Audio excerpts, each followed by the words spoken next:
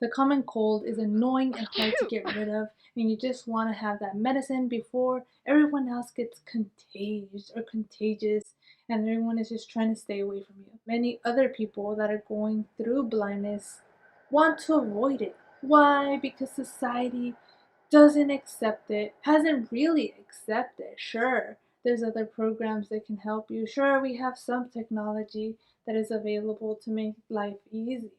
When it comes to people, or when you grow up with it, you notice that people kind of don't want to be near you unless it's your family, or if they're strangers and you're trying to ask or order something, they're like, what does she want? What does he want? They don't want to talk to you. They want to talk to the person that can see. They want to talk to the person that has eye contact. And that leads to the problem that, oh my God, I don't want to be like this. I don't want to be that third wheel that gets left out all the time when I'm in public. I'm just going to try my best to hide it.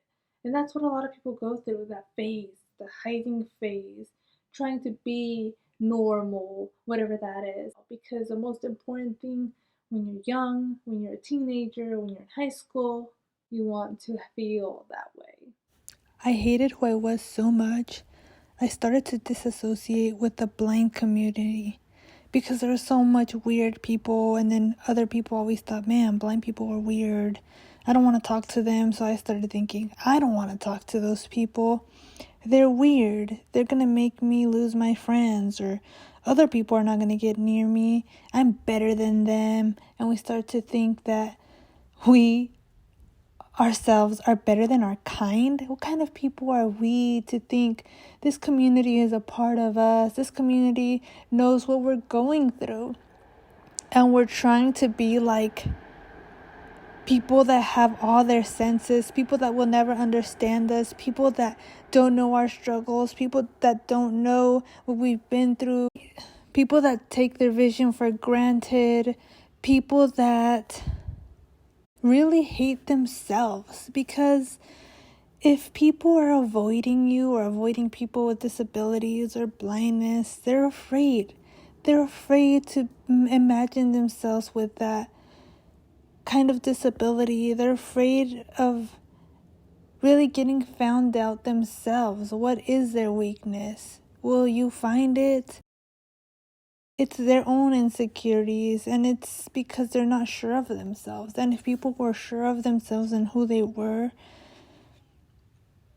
they wouldn't fear the differences. They would be accepting, they would be kind, they would be open. There wouldn't be any problems. And that sounds like a beautiful world.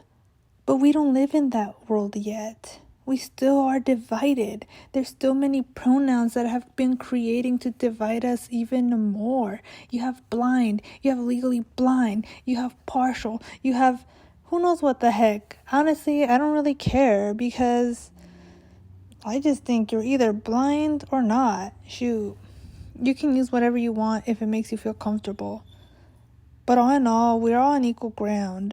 As you get older, you really know that to never be ashamed of who you are and the community you are a part of.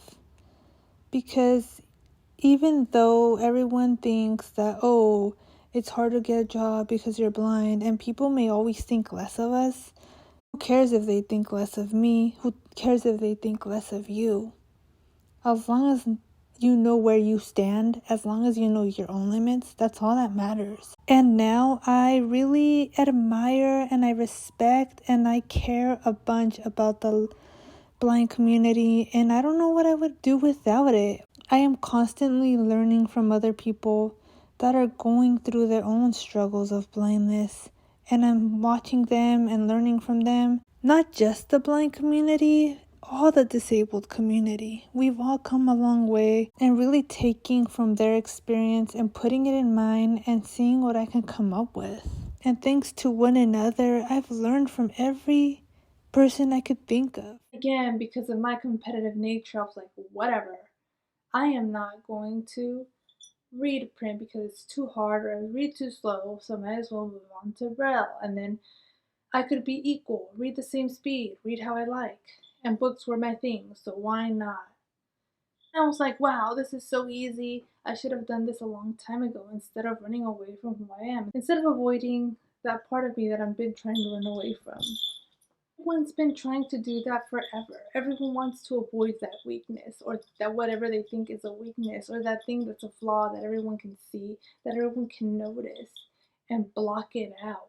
Whatever it is, even if it's a disability or not, you're still trying to make up for it, still trying to be who you're not because you have to think twice about what you're going to do, what you're going to say, which makes your life a lot complicated.